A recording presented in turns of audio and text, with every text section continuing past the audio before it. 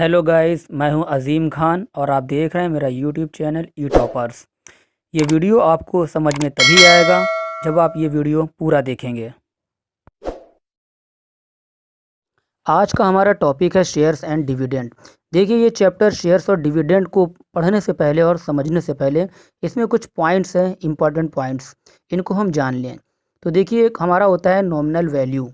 Nominal value of a share is also called the register value. ये जो nominal value होती है इसे रजिस्टर वैल्यू भी कहा जाता है, प्रिंटेड वैल्यू भी कहा जाता है और फेस वैल्यू भी कहा जाता है।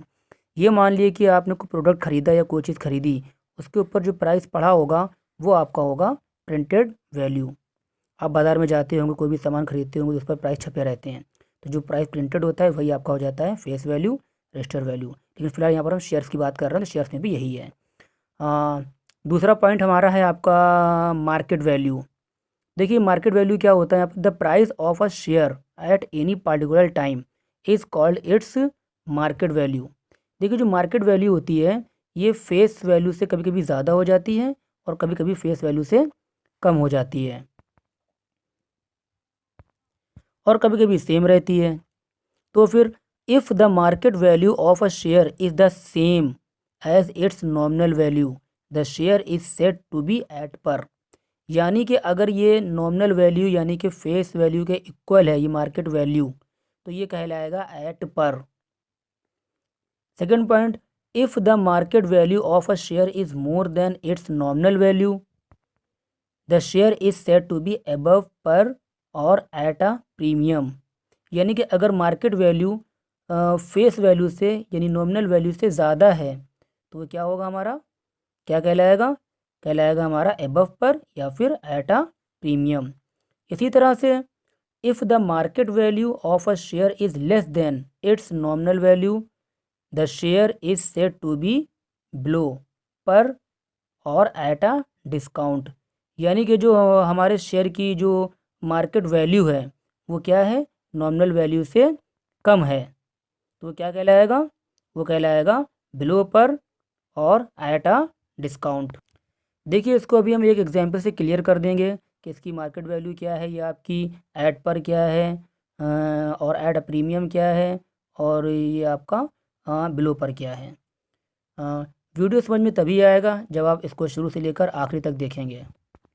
अब हम बात करते हैं प्रॉफिट की। शेयर होल्डर को जो प्रॉफिट मिलता है वो क्या होता है। तो the profit which a share holder gets from his investment in the company is called dividend. यानी कि जितना पैसा शेयर होल्डर इन्वेस्ट करता है उस पर उसको जितना प्रॉफिट मिलता है वही आपका होता है डिविडेंड। और जो डिविडेंड होता है ये हमेशा परसेंटेज में ही एक्सप्रेस किया जाता है, किसकी, of the nominal value of the share. यानी कि the dividend is always expressed as a percentage of a nominal value of the share.